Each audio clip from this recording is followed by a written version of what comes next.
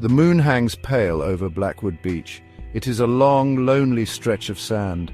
During the day, families come to play in the sun and swim in the gentle blue water. They build sandcastles and laugh under the clear sky. The sound of joy fills the air, and the ocean seems like a friend to all who visit. The coconut trees sway in the warm breeze, their long leaves rustling softly like they are sharing secrets with the wind.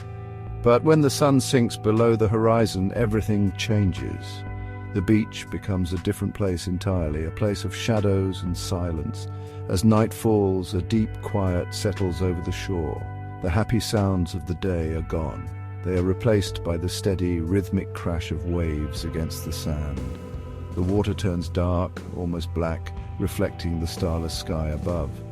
A cold mist often rolls in from the sea, clinging to the ground and making it hard to see more than a few feet ahead. The wind grows colder and seems to whisper through the coconut trees, carrying strange, mournful sounds that are not just the rustling of leaves. It is on these nights that the locals stay away from the beach, locking their doors and windows tight. They stay away because they know the stories. They know who walks the beach when the world is asleep. It is the story of a woman whose sadness was so great, it anchored her soul to this very spot. They call her the Shallow Lady. Her story is a warning, a tale told in hushed tones to curious children and brave teenagers who think they're not afraid of the dark. The legend says she is not looking for trouble, only for something she can never get back. Her sorrow is a heavy blanket that covers the entire shoreline after dark.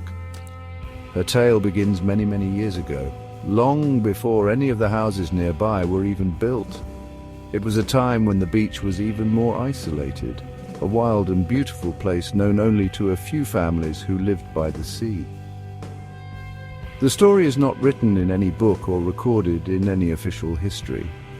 It lives on in the whispers of the people who have seen her, who have heard her, and who know that some tragedies are so powerful they leave a permanent stain on the world, a ghostly echo that replays itself over and over again.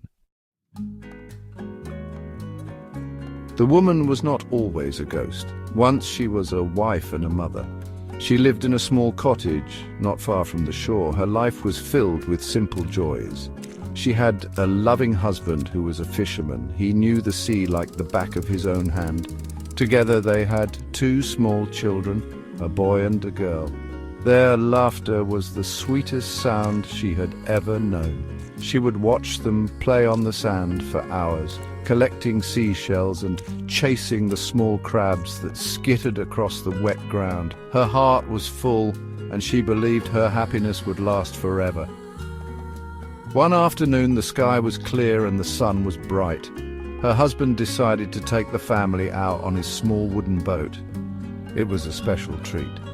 The children were excited, their eyes wide with wonder as they looked out at the vast, sparkling ocean. The mother packed a small basket of food, and they set off from the shore. The waves were gentle, and a light breeze guided their boat.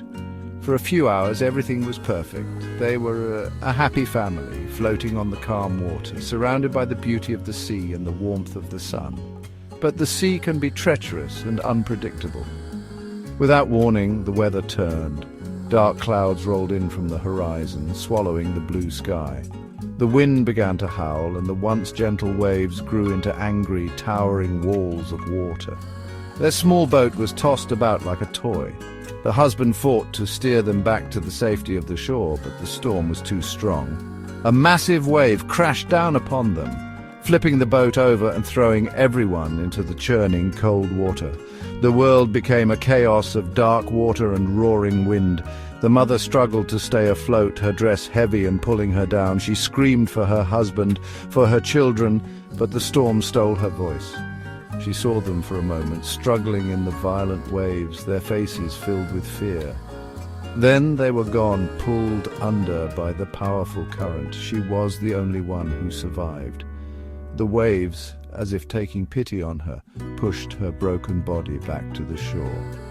She washed up on the sand alone and gasping for air, her family lost forever to the depths of the unforgiving sea. She lay on the cold, wet sand for a long time. The storm passed as quickly as it had arrived, leaving behind a silent moonlit beach. But the silence brought her no peace. It only amplified the emptiness that now filled her soul. Her heart was a hollow cavern where laughter and love used to live. She stood up, her clothes torn and soaked, and stared out at the dark water. The ocean that had once brought her family so much joy had become their tomb. It had taken everything from her, leaving her with nothing but a pain so deep it felt like a physical wound. Over the next few days, she did not eat or sleep. She wandered the beach like a lost soul, her eyes scanning the horizon. She called out their names until her voice was raw and hoarse. She walked for miles, hoping to find them washed ashore, hoping for a miracle that she knew would not come. The sun beat down on her during the day, and the cold night air chilled her to the bone, but she did not feel it. The only thing she could feel was the crushing weight of her grief. Her mind broke under the strain, shattered by the images of their final moments in the water. Finally, she could not bear the pain any longer.